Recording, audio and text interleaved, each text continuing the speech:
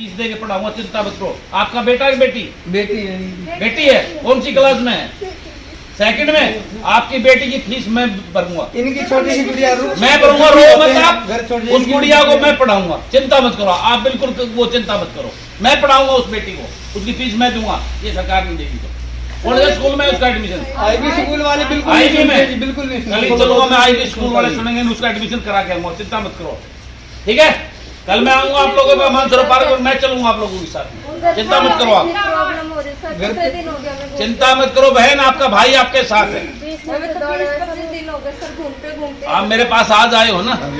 बिल्कुल थक के हार के आज 5 तारीख, कल 6 और परसों 2 दिन बचे हुए ना, बहुत है 2 दिन मेरे लिए। मैं आप लोगों के साथ चल के आपके एडमिशन, रो मत आप, रो मत, बिल्कुल ये आपका अधिकार है, आपके बच्चों को शिक्षा दिलवाऊंगा मैं आपके साथ, आप बिल्कुल मत रो। ठीक है, मैं चलूंगा आप लोगों के।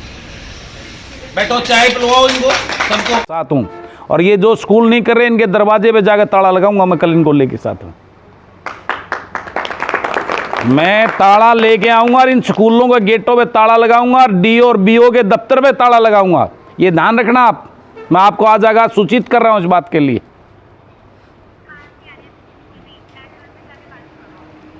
हाँ, इन बच्चों के जो है ना एडमिशन कराओ, नहीं तो ये अच्छा नहीं होगा। डीसी साहब मिलते नहीं,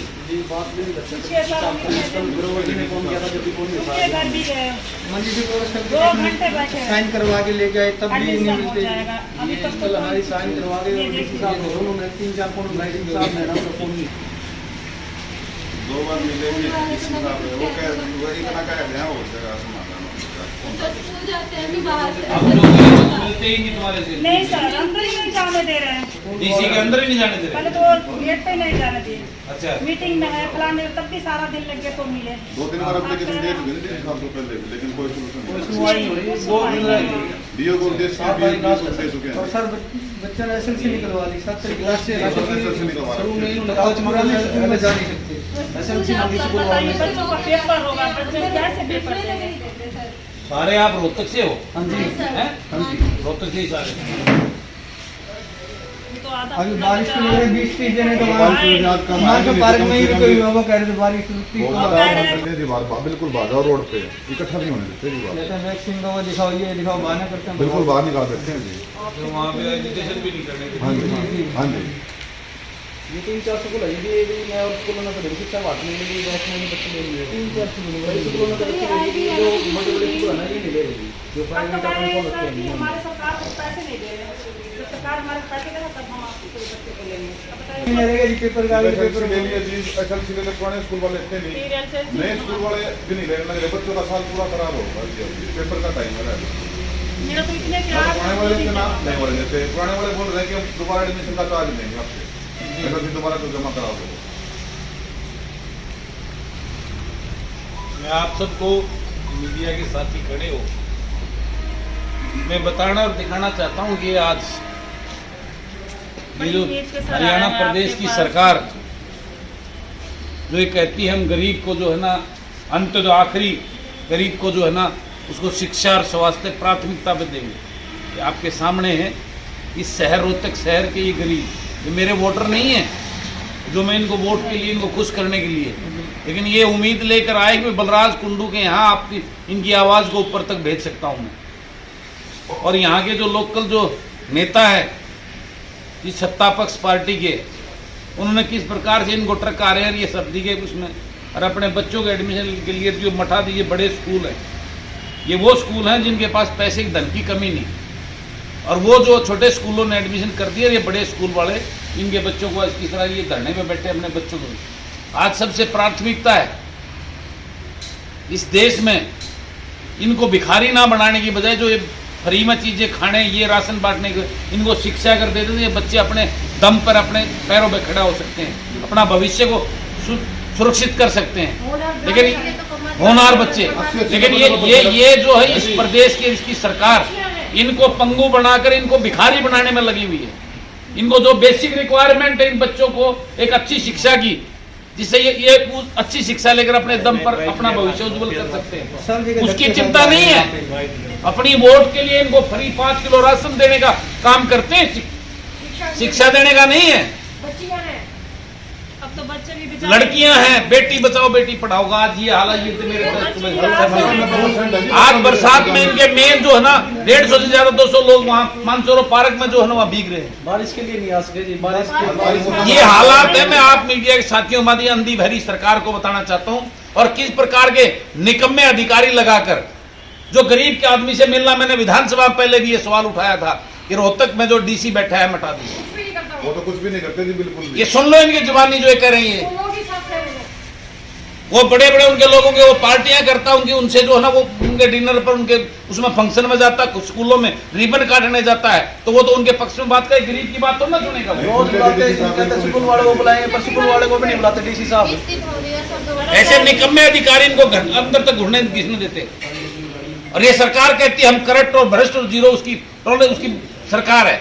ऐसे भ्रष्ट अधिकारियों को जो राजा बनकर यहाँ जनता की सेवा करने के लिए नहीं है, एक अधिकारी हो जनता की सेवा के लिए, जनता के एक अच्छा प्रशासन देने के लिए, अच्छा और सरकार की पॉलिसियों को लागू करने के लिए होता है। लेकिन ये हालात है हमारे यहाँ की सरकार का, और उसके द्वारा लगाए गए अधिकारियों को। एमपी साहब तक भी लेटर दिया जी, एमपी साहब तक भी, हाँ, डॉक्टर साहब तक लेटर दिया, लेकिन कोई सुनने वाला नहीं, सुनने वाला नहीं। इतनी भीड़ होती है, और जाके रोज इतनी भीड़ होती है, रोज वहाँ पे इतनी भीड़ जाके संकल्प लो कि इस ऐसी सरकार को वोट नहीं दोगे आगे, ये कसम खाओ। तो गरीब आदमी ये बिल्कुल नहीं देंगे। बातें बड़ी करती है, लेकिन तुम्हारी सुनाई करने को कोई तैयार नहीं है। दुखी होकर कोई वैसे ही नहीं देगा, जितने हैं कोई नहीं, सब जगह धक्के खाए। मैं आज आपका ये मामला पूरा ऊपर तक भिजवाता हूँ। मैं कल ये बरसात होगी ना तुम्हारे पास वहाँ मानसरोवर पार्क में भी आऊंगा। सब जगह धक्के खा के तब आए आपका नाम सुन। नहीं होगा हमारा स्कूल। मैं चलूंगा वहाँ पे आपके साथ, उन स्कूलों में कैसे एडमिशन नहीं करेंगे। जो आप कल मैं चलूंगा आपके पास, कल आता हूँ सुबह आपके साथ मानसरोवर पार्क में आओ सर आप। मानसरोवर पार्क से उन स्कूलों में लेके चलूंगा मैं तुम्हारे को, और मैं देखता हूँ कैसे मना करते हो आपके। धन्यवाद। ठीक है, रो मत, इधर आओ जी, इधर आओ, क्या होगा। जी सर, नियम 134A के तहत एडमिशन नहीं हो रहे हैं, अब एग्ज़ाम को मात्र 1 महीना रह गया है, ऐसे में क्या शिक्षित होगा देश? ये सच्चाई है। मैं तो बार बार कहता हूँ सरकार की करनी और कथनी में, और ऐसे नालायक अफसर जो ना डिस्ट्रिक्ट हेडक्वार्टर में बैठे हुए हैं, एक डीसी की रिस्पॉन्सिबिलिटी होती है, उसकी डिस्ट्रिक्ट लेवल पे कोई इस प्रकार की अनियमितता कोई स्कूल बरतता है तो उसको कार्रवाई करते हुए डीसी का काम। लेकिन डीसी तो उनके यहाँ जो ना डिनर पर जाते हैं, रात को दारू पीते हैं उनके साथ में, उनके घरों में जाके, वो उनके यहाँ कार्रवाई थोड़ा ना करे। उनके स्कूलों में चीफ गेस्ट बन के जाते हैं तो उनके खिलाफ कार्रवाई थोड़ा ना करेंगे। उनको क्या चिंता है इस गरीब के बेटे के बेटियों की, इनके लिए। लेकिन मैं ये बताना चाहता हूँ आप मीडिया के साथियों के माध्यम से, ये अंधी भरी सरकार को जागना चाहिए। गरीब को जो है ना भीख नहीं चाहिए, उसको फ्री का अनाज मत दो, उसके बच्चों को जो है ना फ्री में शिक्षा जो उनका हक बनता है वो दे दो। वो अपने दम खम पर काबिलियत है, उनमें काबिलियत बहुत है उन बच्चों में, उनको अच्छी शिक्षा मिलेगी तो अपने दम पर वो ऊंचा मुकाम पे पहुंच सकते हैं, और अपने माँ बाप को जो है ना एक अच्छा उनको वो दे सकते हैं बुढ़ापा, और वो अपना भविष्य को संवार सकते हैं। उनको ये फ्री की चीज़ें, उनको भिखारी मत बनाओ, उनको उनका हक देकर शिक्षा और स्वास्थ्य दीजिए, ताकि आज हमारे प्रदेश में कुपोषण से इतने बच्चे मर रहे हैं, उनका भविष्य खराब हो रहा है, और जो शिक्षा के बगैर कितने लाखों करोड़ों बच्चे जो है आज शिक्षा की, ये सच्चाई है उसकी। जो 134A के तहत जो फ्री शिक्षा की जो योजना जो सरकार बड़े बड़े दावे करती है, वो उसका दावा आपके सामने है। आपने कहा कि अब इस निर्णय में आप इनके साथ हैं। मैं इनके साथ बिल्कुल साथ हूँ 2 दिन, और मैं देखता हूँ स्कूल को ताला लगाऊंगा अगर उन्होंने एडमिशन नहीं किया तो मैं कल इनके साथ में जाऊंगा। ये बड़े बड़े स्कूल हैं जिन्होंने नहीं, छोटे स्कूलों ने एडमिशन कर दिया है, लेकिन ये बड़े बड़े जो मोटे पैसे जिन्होंने कमाए हुए जिन स्कूलों के, वो उन स्कूलों के हालात ये हैं कि वो गरीब के बच्चे को वहाँ देखना नहीं चाहते, उनको एडमिशन नहीं देना चाहते, क्योंकि उनको मोटा पैसा मिलता है वहाँ से। उनके लिए शिक्षा देना कोई वो नहीं है उनके लिए। तो क्यों नहीं मान रहे सरकार के नियमों? ये सरकार की नीयत में खोट की वजह से, ऐसे निकम्मे अधिकारी लगाने की वजह से ये सारी चीज़ें इम्प्लीमेंट नहीं हो रही। ऐसा जो डिस्ट्रिक्ट लेवल का डीसी डीएम जो होता है, सबसे एक मालिक होता है, उसको सारी चीज़ें देखनी होती है। उनके घर में घुसने तक, उनके ऑफिस में जाने तक, इन लोगों को जो ना गुरहा लगाने तक की वो नहीं है। इनको प्रशासन जो उनको सामने मानसरोवर पार्क में बैठ के अपना रोष प्रदर्शन कर रहे हैं, उसको भी लेकिन इनको मानसरोवर पार्क से भगाने का काम करते हैं। ये है गरीब के हालात इस राज के अंदर। जो राज कहता है वो गरीब का हितैषी है। मनोहर लाल खट्टर जी बड़े बड़े दावे करते हैं, माननीय मुख्यमंत्री हरियाणा प्रदेश, ये उनकी सच्चाई है। या तो वो अनभिज्ञ हैं, उनके सामने सच्चाई सामने नहीं जाती, या वो जानबूझकर आंखें बंद करे बैठे। ये फैसला जो है ना, ये इन प्रदेश के लोगों को करना है, आने वाले समय में। लेकिन मैं आप लोगों